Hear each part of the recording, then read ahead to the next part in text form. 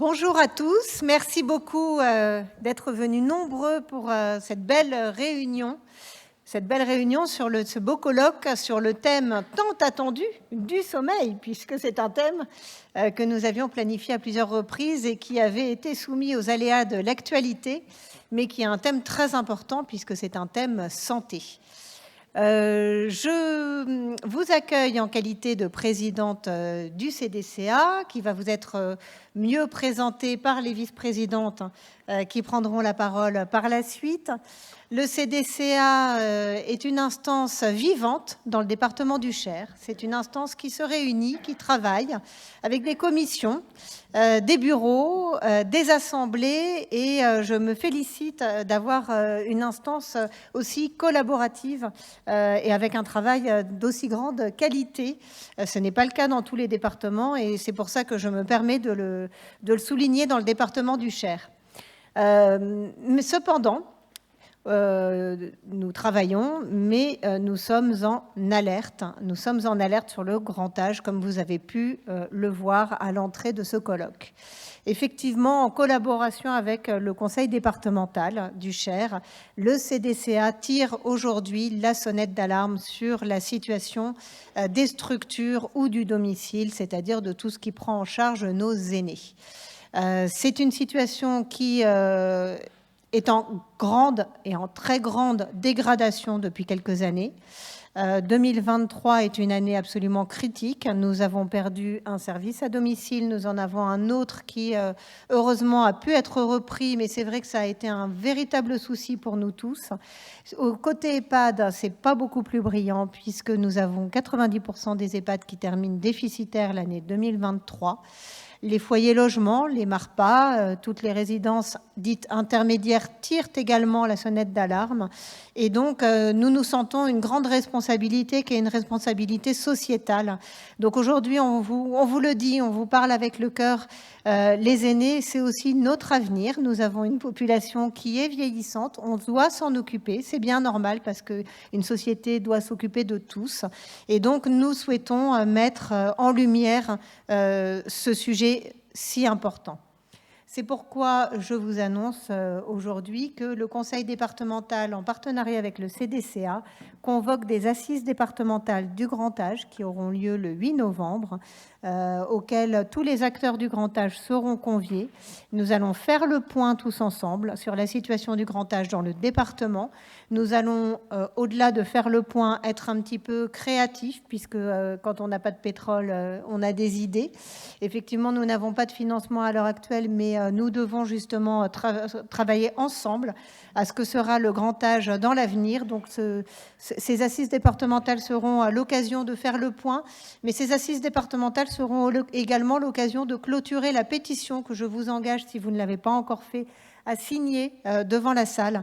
Nous clôturerons la pétition et nous l'enverrons au ministère en espérant que enfin nous puissions obtenir du gouvernement et du Parlement un texte fondateur qui nous permette d'envisager l'avenir avec un petit peu plus de confiance. Je m'arrête là sur le grand âge. On va se concentrer aujourd'hui sur le sommeil. Et je vais donc laisser la parole à nos vice-présidentes et je vous demande de les applaudir et d'applaudir également nos intervenants.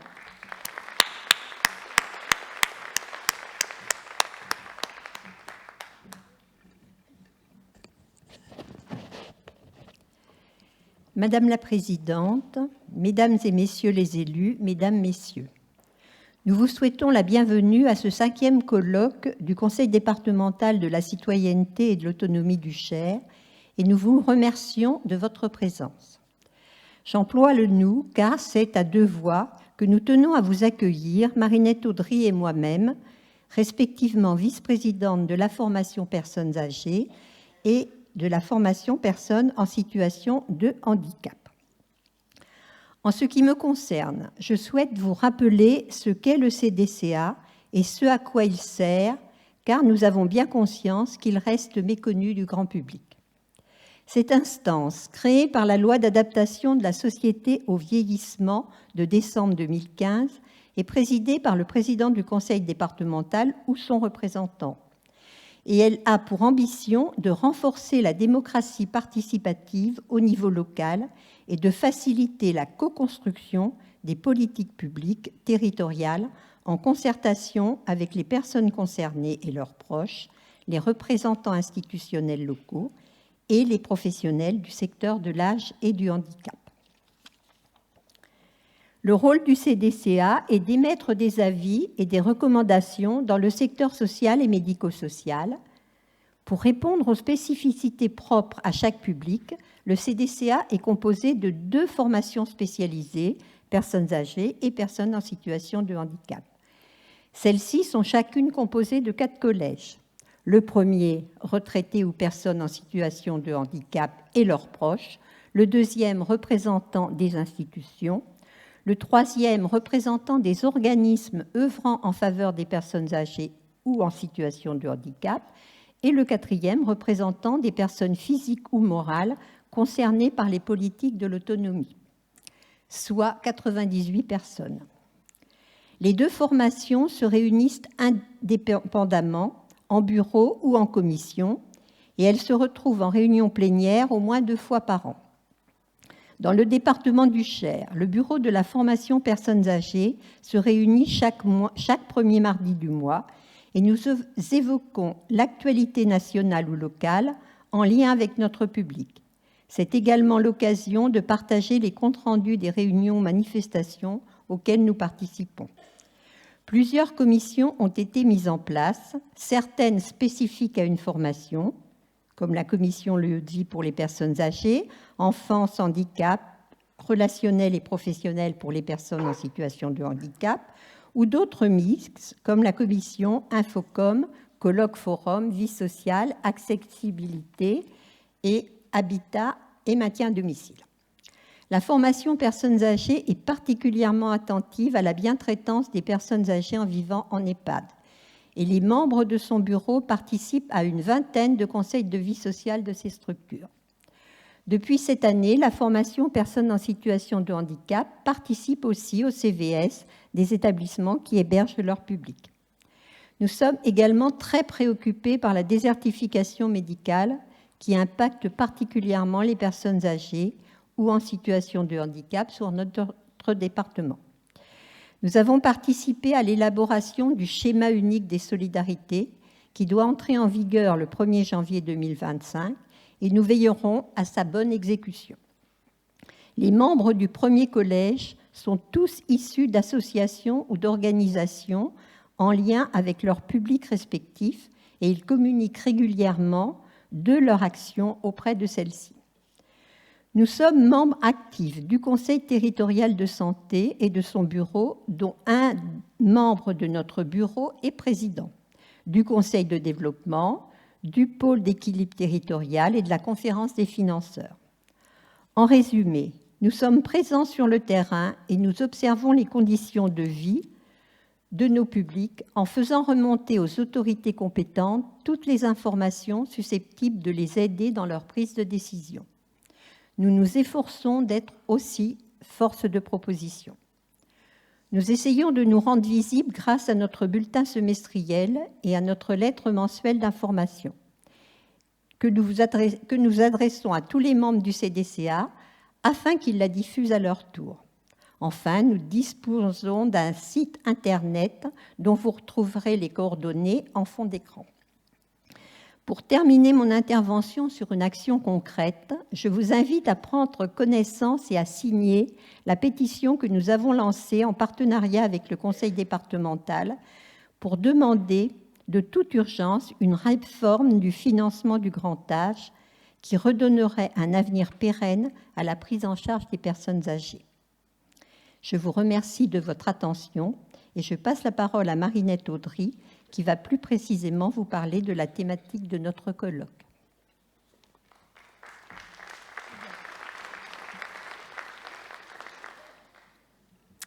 Bonjour à tous. Donc, vous avez compris que j'étais la vice-présidente pour le bureau formation personnes en situation de handicap.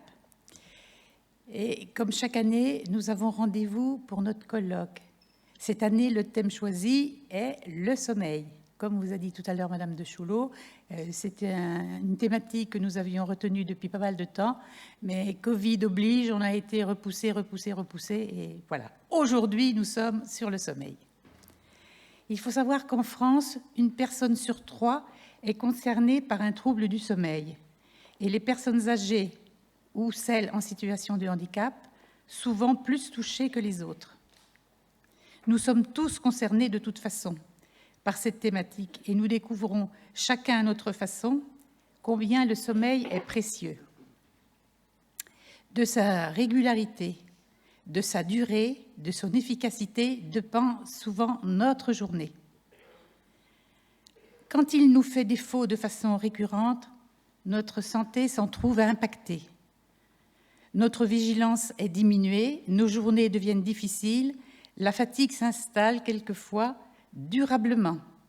Et si la situation perdure, des conséquences sur la santé sont à craindre, telles que dépression, surpoids, diabète, maladies cardiovasculaires, etc.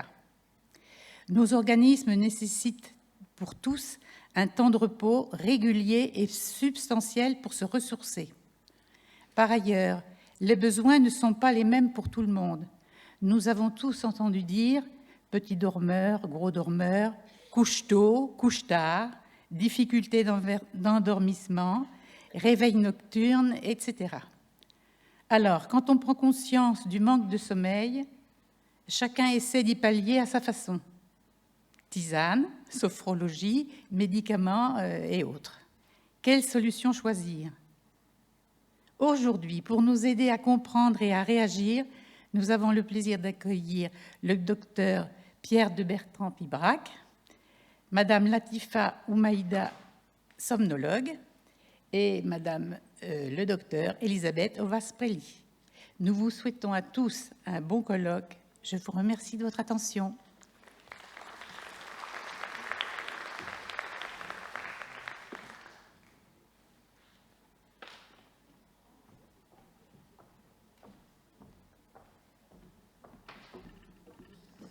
Bonjour à tous. Je me réjouis toujours de voir un public nombreux, fidèle. Il y a des gens qu'on voit tous les ans qui viennent écouter nos bons conseils. J'espère que tout ce travail qu'on fait dans le cadre du colloque a pour objectif général de permettre à tout le monde de mieux vieillir. Je pense que, on n'empêchera pas les maladies, les infections de survenir, mais je pense qu'on peut avoir chacun, personnellement, des démarches préventives pour permettre de mieux vieillir. Les troubles du sommeil, on sait bien, sont des troubles fréquents et leur impact sur notre santé sont très importants. Donc, c'est ce qui nous a incité à proposer ce thème pour notre colloque de cette année. Et on ne savait pas très bien comment on allait construire notre après-midi et puis appréhender les choses. Et finalement, on s'est dit, bien d'abord, est-ce que quand on vieillit, il y a une modification naturelle du sommeil ?